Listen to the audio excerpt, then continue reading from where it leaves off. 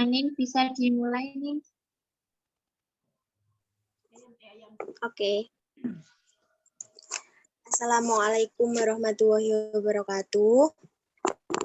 Waalaikumsalam warahmatullahi wabarakatuh. Kami akan mempresentasikan hasil dari diskusi kelompok kami yang beranggotakan saya sendiri, Dwi Septi Anindya Putri, yang kedua Bernadine Anindya Ramadhani, yang ketiga ada Kak Anissa Putri, yang keempat ada Kak Julima. Selanjutnya kami akan mempresentasikan materi yang ke-1 yaitu materi desain pekerjaan dan jabatan. Analisis desain pekerjaan.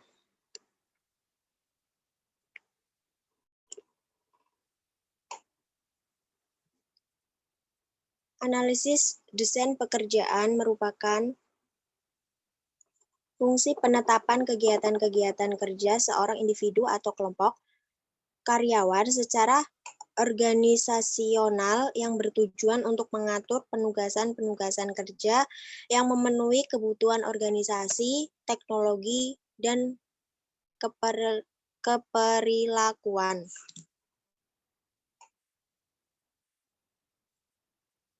Terus selanjutnya ada tujuan desain pekerjaan. Tujuan desain ini secara umum adalah untuk penugasan kerja yang memenuhi kebutuhan perusahaan, teknologi, dan perilaku. Selanjutnya akan dilanjutkan oleh rekan saya.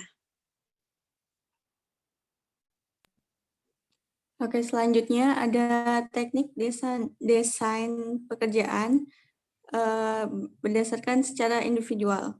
Yang pertama ada simplikasi desain, yaitu membagi pekerjaan ke dalam tugas yang sederhana dan berulang untuk memaksimalkan efisiensi.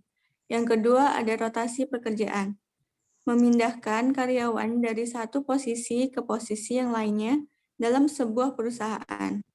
Yang ketiga ada pemekaran job, yaitu menambah lebih banyak tugas yang berkaitan ke dalam sebuah pekerjaan.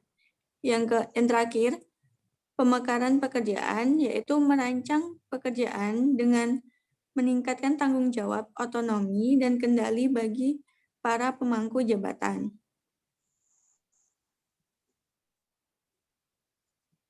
Selanjutnya, teknik desain secara kelompok. Yang pertama ada tim kerja atau teamwork, yaitu sekelompok karyawan yang memiliki tanggung jawab untuk menyelesaikan sebuah tugas dalam bentuk penugasan-penugasan khusus dari perusahaan. Yang kedua ada kelompok kerja otonomi, yaitu tim-tim kerja yang dibentuk dengan memiliki tujuan khusus dan kendali atas pencapaian tujuan tersebut. Yang terakhir ada lingkaran-lingkaran mutu, yaitu sekelompok karyawan yang dan penyelia atau supervisor bertemu secara rutin guna membahas masalah-masalah mutu dan solusi-solusinya.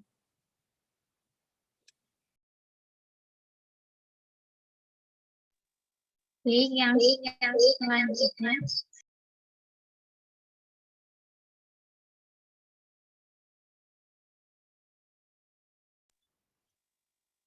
Yang selanjutnya ada mengenai analisis jabatan. Analisis jabatan merupakan suatu proses, metode, dan teknik untuk memperoleh data jabatan yang diolah menjadi informasi jabatan dan disajikan untuk berbagai kepentingan program, kelembagaan, kepegawaian, dan ketatalaksanaan.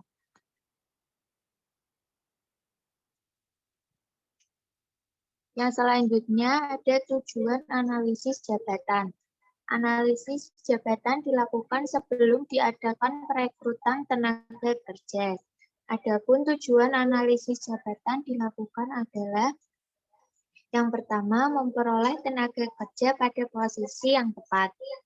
Yang kedua, dapat memberikan kepuasan kepada pegawai mengenai diri tenaga kerja. Yang ketiga, dapat menciptakan iklim dan kondisi kerja yang kondusif.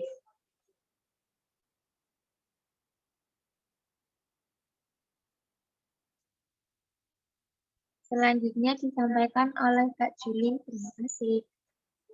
Selanjutnya, metode analisis jabatan.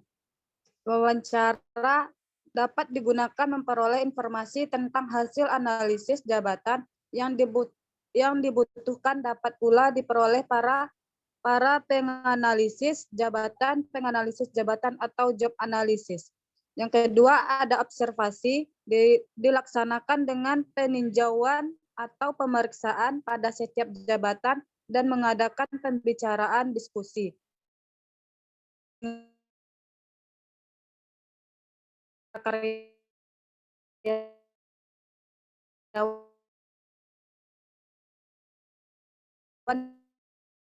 Yang bersangkutan dengan sebaik-baiknya.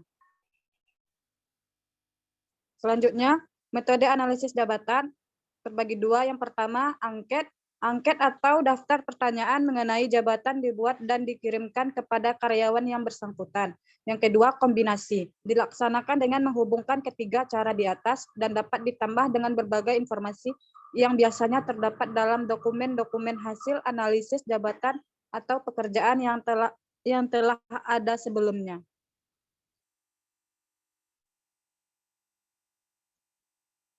Tahapan analisis jabatan terbagi 5. Yang pertama, pengumpulan latar belakang informasi jabatan. Yang kedua, pemilihan kedudukan yang representatif. Yang ketiga, pengumpulan data analisis jabatan. Yang keempat, pengembangan deskripsi jabatan. Yang terakhir, pengembangan spesifikasi jabatan.